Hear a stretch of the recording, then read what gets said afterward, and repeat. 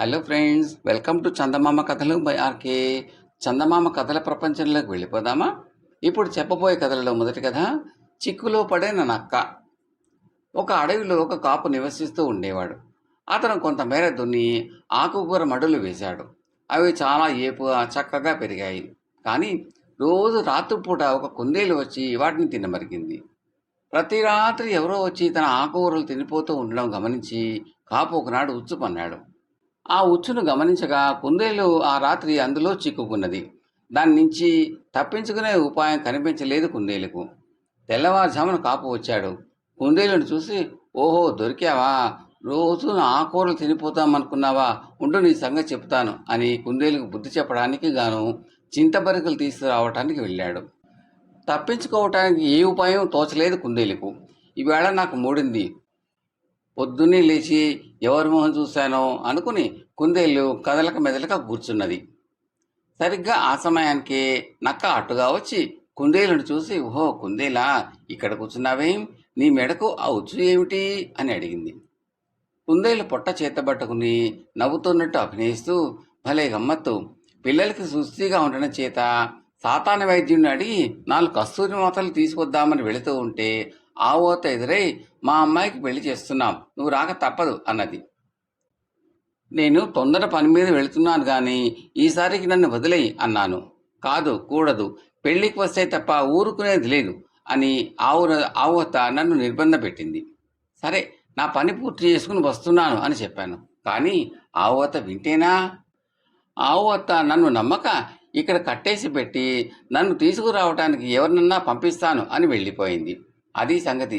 నన్ను విడిచిపెట్టదు, నీ పుణ్యం ఉంటుంది. పిల్లలకు మాత్రలు పడితే కానీ నేను ఇంకో పని చూసుకోవటానికి వీల్లేదు. అంతగా పెళ్ళికి వెళ్ళాలనుంటే నిన్ను కట్టి పెడతాను, వాళ్ళు వచ్చి నిన్నే తీసుకుపోతారు అన్నది కుందేలు. నక్క ఈ మాటలు నమ్మి, అవును, నేను నిన్ను విప్పుతాను, నువ్వు నన్ను కట్టేయి, నన్ను ఏ ఒక్కరు ఏ పెళ్ళికి పిలవరు అన్నది. కుందేలు నక్కను తన స్థానంలో కట్టేసి, నేను వైద్యుడి దగ్గరికి పోయి వస్తాను, ఈ లోపల పెళ్లివారు రానే వస్తారులే అంటూ కొంచెం దూరంలో వెళ్ళి ఒక పొదలో దాగింది. ఇంతలో కాపు చింతబరికలు తీసుకుని రానే వచ్చాడు. నక్కను చూసి, ఇదేమిటి, నా ఆకుమళ్ళు పాడు చేసేది పోయి కోళ్ళు కాజేసేది వచ్చిందా, దేహశుద్ధి చేస్తానుండు అంటూ చింతబరికలు చెత్త అయిందాక నక్కను ఎడాపెడా ఏకి వదిలాడు. ఆ తర్వాత వాడు తన కుక్కలు తీసుకురావడానికి బయలుదేరాడు. అప్పుడు కుందేలు తిరిగి వచ్చి నక్కను చూసి, ఇంకా ఇక్కడే ఉన్నావా, పెళ్లివారు రాలేదు అన్నది. నాకు పెళ్ళి వద్దు, పెటాకులు వద్దు, ఈ ఉచ్చు త్వరగా విప్పు అన్నది నక్క.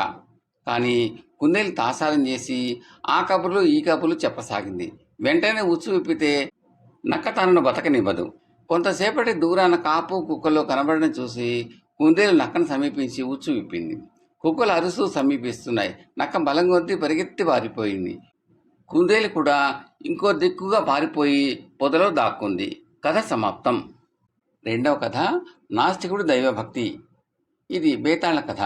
ఈ కథకు ఆధారం శ్రీమతి వసుంధర గారి రచన. దేవుడిలో అంతులేని నమ్మకం ఉన్నట్టు కనపడేవాళ్ళు కూడా సర్వకాల సర్వావస్థలోనూ దేవుణ్ణి నమ్ముకుని కూర్చోరు. వాళ్ళు తమ శక్తి మీద, సాటి మానవుల శక్తి మీద చాలా వరకు ఆధారపడతారు. దేవుడు భూస్వాముల పొలాలు కౌలుకు తీసుకోడు, ఫ్యాక్టరీలు నడపడు, వైద్యము బటరంగము చేయడు. అందుచేత హేతువాది అయినవాడు దేవుణ్ణి అపూర్వ శక్తులు గల మానవుడిలోనే చూస్తాడు. అది కూడా ఆ శక్తులు తనకు లాభించినప్పుడే. ఇక కథలోకి వెళ్దామా?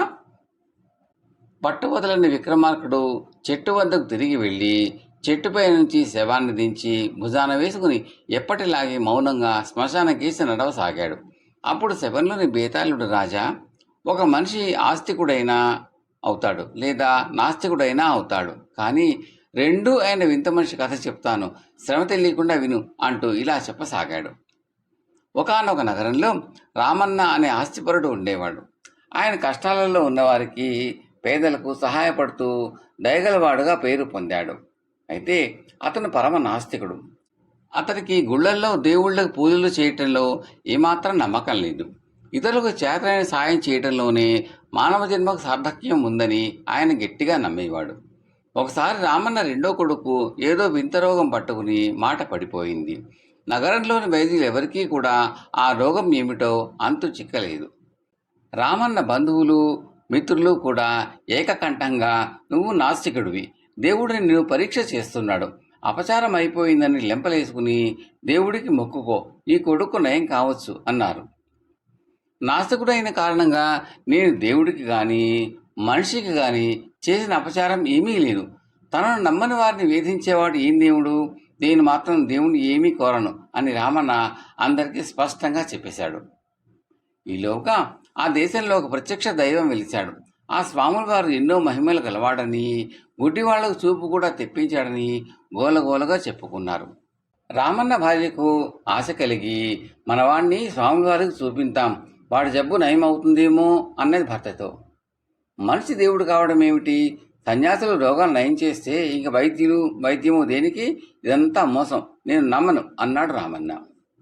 తన నమ్మకం ప్రకారం రామన్న తన కొడుకును ఊళ్ళూళ్ళు తిప్పి అనేక మంది వైద్యులకు చూపాడు. కానీ ఫలితం లేకపోయింది. ఇలా ఉండగా మహాభిషకుడు అనే వైద్యుడు దేశ సంచారం చేస్తూ రామయ్య ఉండే ఊరు వచ్చాడు. ఆయన ఆ ఊరిలో 10 రోజులు మాత్రమే ఉంటాడని, ఆయన కుదర్చలేని రోగం లేదని తెలిసి జనం ఆయన దర్శనం కోసం ఎగబడ్డారు.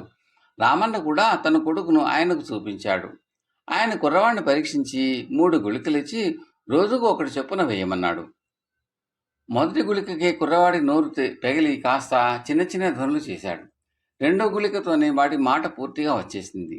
రామన్న తన కొడుకు 3వ గుళిక కూడా వాడినాక మహాభిషక్కును కలిసి, స్వామి, తమరు సామాన్యులు కారు, మీ గురించి ఇంతకాలము నాకు తెలియకపోవడం నా దురదృష్టం అన్నాడు. మహాభిషక్కు నవ్వి, అయ్యా, నా వద్ద అమోఘమైన ఔషధులున్నాయి, మహిమ అంతా వాటిదే, నా గొప్పతనం ఏమీ లేదు, మామూలు రోగాలు ఎవరైనా నయం చేస్తారు, నా వద్ద అసాధారణ వ్యాధులకు మందులున్నాయి, అందుచేత నేను ఒకే చోట ఉండక అన్ని ఊళ్ళు తిరిగి ఎక్కడెక్కడ మొండి వ్యాధులున్నా నయం చేస్తూ ఉంటాను.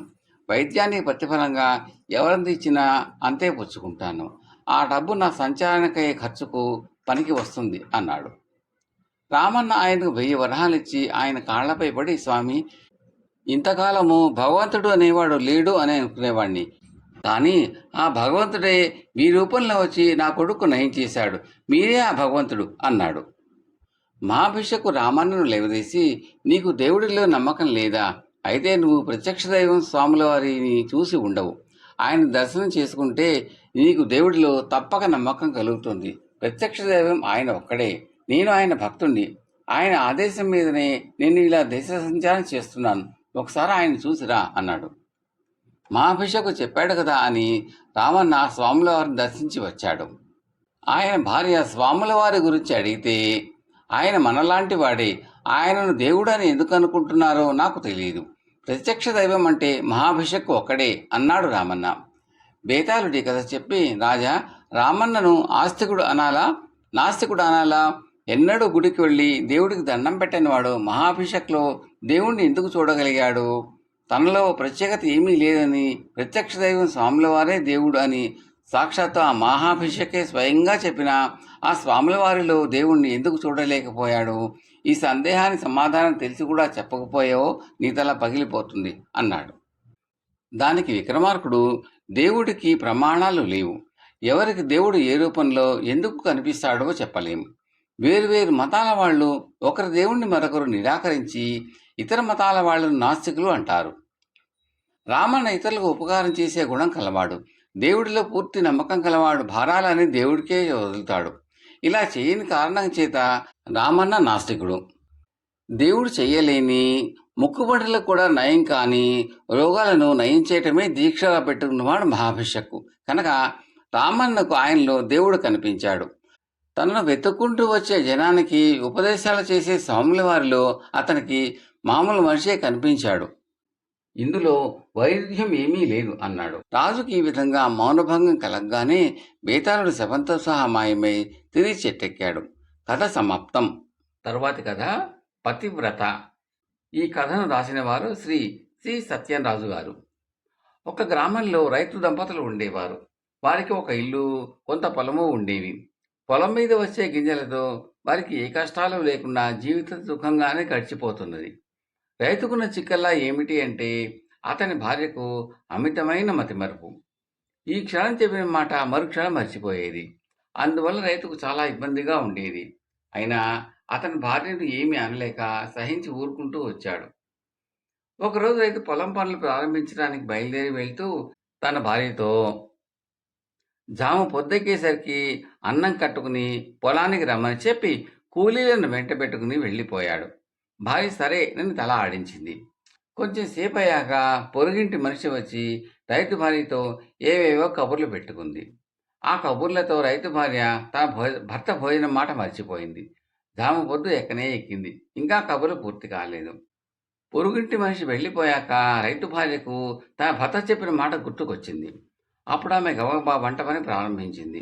పొలం దగ్గర ఉన్న రైతు తన భార్య కోసం ఎదురు చూసి తానే ఇంటికి వచ్చాడు. భార్య అప్పుడే పొయ్యిలోకి కట్టెలు తెస్తున్నది. రైతు మండిపడి కట్టెపేటతో భార్యను 4 బాది తానే వంట చేసుకుని తిరిగి పొలానికి వెళ్ళిపోయాడు. రైతు భార్య ఏడుస్తూ మంచంలో పడుకుంది. మర్నాడు ఉదయం రైతు మళ్ళీ పొలానికి బయలుదేరుతూ కిందటి రోజు చెప్పినట్టే జాము పొద్దెక్కేసరికల్లా పొలానికి అన్నం కట్టుకు రమ్మని, లేకపోతే వీపు చీరేస్తానని హెచ్చరించి మరీ వెళ్ళాడు. కానీ అదే వేళకు మళ్ళీ అదే పొరుగింటి మనిషి వచ్చి కబుర్లు ప్రారంభించింది. ఆవిడ వెళ్ళిపోయేసరికి జాము పొద్దెక్కింది. అప్పుడు కానీ రైతు భార్యకు మొగుడి మాట జ్ఞాపకం రాలేదు. ఇంకా సేపట్లో మొగుడి ఇంటికి వచ్చి తన ఒళ్ళు హూనం చేసేస్తాడు. ఈ లోపల తాను వంట చేయడం సాధ్యమయ్యే పని కాదు. ఎలా? రైతు భార్యకు ఒక ఉపాయం తట్టింది. ఆమె ఒక గిన్నెలో ఇన్ని బియ్యము, మరొక చిన్న గిన్నెలో తరిగిన కూర ముక్కలు ఉంచి 2 గిన్నెలు ఒకదాని మీద ఒకటి పెట్టి మూట కట్టి నెత్తిన పెట్టుకుని పొలానికి బయలుదేరింది. భార్య ఎంతకు రాకపోవటం చూసి ఇంటికి బయలుదేరదామా అనుకుంటున్న రైతు భార్యను అంత దూరాన్ని చూసి ఎదురు వెళ్ళి, ఎందుకింత ఆలస్యం చేశావు, నీ మరపు మండ అంటూ ఆమెను ఆ దవడ ఈ దవడ వాయించాడు. రైతు భార్య తన నెత్తి మీద మూట కింద పెట్టి సూర్యుడికేసి తిరిగి దండం పెట్టి, ఓ సూర్య భగవానుడా, నా మొగుడు పెట్టే బాధలు పడలేకుండా ఉన్నాను. నేనే గనక పతివ్రతనైతే అన్నమంతా బియ్యంగాను, వండిన కూరంతా పచ్చి ముక్కలుగాను అయిపోవుగాక అన్నది. రైతు మూట విప్పి చూస్తే వట్టి బియ్యము, తరిగిన వంకాయ ముక్కలు మాత్రమే ఉన్నాయి. రైతు ఆమె అమాయకపు ఎత్తు చూసి విరగబడి నవ్వి ఆమె శిక్షించే లాభం లేదని తెలుసుకున్నాడు. కథ సమాప్తం. తర్వాతి కథ రత్నాలమ్మ వరహాలమ్మ. ఈ కథను రాసిన వారు శ్రీ రామచంద్రరావు, రాజమండ్రి. ఇది 1948 మార్చి సంచిక చందమామలోది. వినండి. అనగా అనగా ఒక అడవి. ఆ అడవి నిండా రకరకాల చెట్లు. వాటిలో ఒక చెట్టు మీద పిచ్చుకమ్మ, పిచ్చికయ్య గూడు కట్టుకుని ఉంటున్నారు. పిచ్చుకమ్మకి 5 మగపిల్లలు, 2 ఆడపిల్లలును. మగపిల్లలందరికీ పెళ్ళిళ్ళు అయినాయి. పిచ్చుకమ్మకి, పిచ్చికయ్యకి మగపిల్లల మీద కంటే ఆడపిల్లలపైన ఎక్కువ ఇష్టంగా ఉండేది. పుట్టుకతోనే అవి చాలా అందంగా పుట్టాయి. వాటి అందాలకు తగినట్టుగానే పెద్ద పిల్లకి వరహాలమ్మని, చిన్నపిల్లకు రత్నాలమ్మని పేర్లు పెట్టి ఎంతో ముద్దుగా గారాబంగా పెంచుతూ ఉండేది పిచ్చుకమ్మ. ఇంట్లో ఇంతమంది అన్నలు వదినలు ఉన్నా మన రత్నాలమ్మ, వరహాలమ్మ వాటితో కలిసిమెలిసి తిరిగేవి కావు. ఇల్లు వదిలి అడవిలోకి పోయి తిరుగుతూ ఉండేవి. రత్నాలమ్మను విడిచి వరహాలమ్మ ఒక్క క్షణం కూడా ఉండేది కాదు. అట్లాగే రత్నాలమ్మ కూడా అక్కను విడిచి ఒక్క నిమిషం ఉండేది కాదు. ఎక్కడికి పోయినా 2 కలిసిపోతూ ఉండేవి. ఇట్లా ఉంటూ ఉండగా ఒకరోజు మన రత్నాలమ్మ, వరహాలమ్మ ఆడుకుంటూ పాడుకుంటూ అడవిలో తిరుగుతూ చాలా దూరం పోయినాయి. అలా పోయి చివరికి అడవి దాటినాయి. ఆ అడవి పక్కనే ఒక రాజుగారి మేడ ఉంది. మన రత్నాలమ్మ, వరహాలమ్మ రాజుగారి తోటలోకి పోయి అక్కడ గంతులేస్తూ ఆడుకుంటున్నాయి. మేడ మీద పచారులు చేస్తున్న రాజు వాటిని చూశాడు. వరహాలమ్మ అన్న చూసేసరికి రాజుకు దాన్ని ఎట్లాగైనా పట్టి తెప్పించాలనిపించింది. వెంటనే సేవకుడిని పంపారు వరహాలమ్మని పట్టుకురమ్మని. మన రత్నాలమ్మ, వరహాలమ్మ వాటి ఆనందంలో అవి ఉన్నాయి. సేవకుడు వచ్చి ఇక్కడిక్కడ వరహాలమ్మను పట్టుకుని రాజు దగ్గరకు తీసుకుపోయాడు. దాన్ని ముద్దుగా పెంచుతున్నాడు రాజు. రత్నాలమ్మ చేసేది లేక ఏడుస్తూ తిరిగి వచ్చి బియ్యం ఏరుతున్న తల్లితో ఇలా పాడుతూ చెప్పింది. అమ్మ అమ్మ విన్నావా, ఎంతటి ఘోరం జరిగిందో. అక్క నేను ఆడుతూ ఉంటే బుర్ర మీసమల బూచకుడు ఒక్కసారిగా వరహాలమ్మని బుట్టలో వేసుకుపోయాడు. ఇది వినగానే పిచ్చుకమ్మకి మూర్ఛ వచ్చి పడిపోయింది. రత్నాలమ్మ ఏడుస్తూ అడవిలో పుల్లరేరుతున్న తండ్రి దగ్గరకు వచ్చి ఇలా పాడింది. అయ్యా అయ్యా విన్నావా, ఎంతటి ఘోరం జరిగిందో. అక్క నేను ఆడుతూ ఉంటే బుర్ర మీసమల బూచకుడు ఒక్కసారిగా వరహాలమ్మని బుట్టల్లో వేసుకుపోయాడు. అన్ని సంగతులు అమ్మకు చెప్పా. వింటూ విరుచుకు పడ్డది. ఇది వినేసరికి పిచ్చికయ్య కూడా అలాగే తెలివి తప్పి పడిపోయారు. రత్నాలమ్మ ఏడుస్తూ ఒక నీళ్ళగుంటలో ఆడుకుంటున్న అన్నల దగ్గరికి పోయి ఇలా పడింది.